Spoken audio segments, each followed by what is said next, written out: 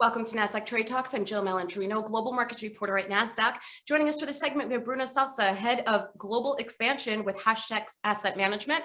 Bruno, it's great to have you with us. Welcome to Trade Talks. Thank you, Jill. Pleasure to be here. Let's discuss the rise of fintech and the trends that you're seeing in Brazil, including digital banks and digital brokerages. Yeah, so 2021 was a record year for fintech financing in Latin America in general, over $7 billion in rounds.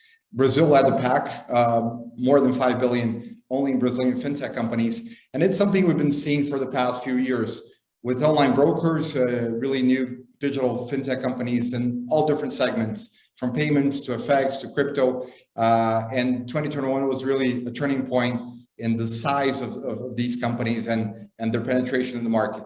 So we expect to see a lot of more from that in 2022 and other years. And these companies really changed the landscape here in Brazil, Latin America in general, but in Brazil especially.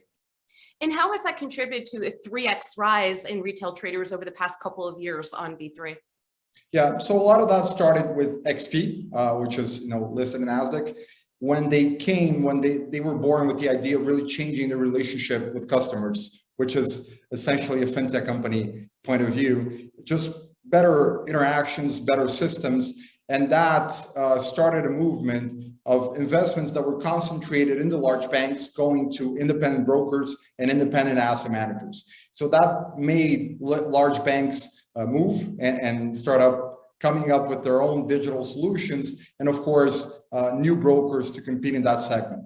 The result of that was just a large increase in new investments in the stock exchange and other things other than fixed income. Brazilian investors usually invested in fixed income with the large banks. So that came from these new brokerage firms.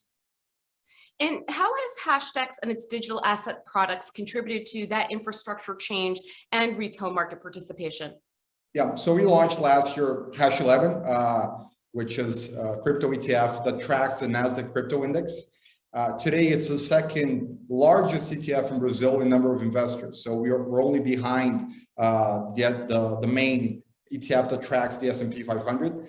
That brought in a whole number of new investors to the market to trade on B3, including crypto investors. So today, a lot of the crypto trading in Brazil is done through the stock exchange, not only through this ETF that we have, but through other crypto ETFs. So that's really a major change in which we're seeing two different market segments combining in this traditional stock exchange plus the crypto investors. And we've been a part of that. So we're very proud of that. And with new products coming in this year, we hope to see even more investors coming in. And Bruno, finally, what do you see as the future of fintech and digital demand in Brazil as we look a few years out? I think a lot of it comes from this movement of finances that were concentrated in the large banks and incumbents really continue to spread out. This, of course, is a great benefit to consumers as we're seeing better services, lower costs. Brazil is very advanced in certain segments, such as payments. We have a national payment system created by the central bank in which you have instant payments 24/7.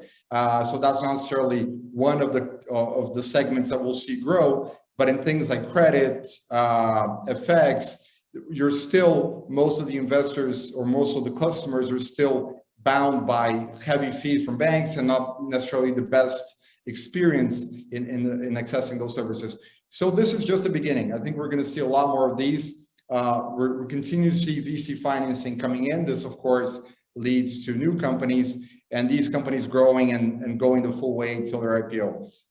So we expect a lot more of that in the next few years.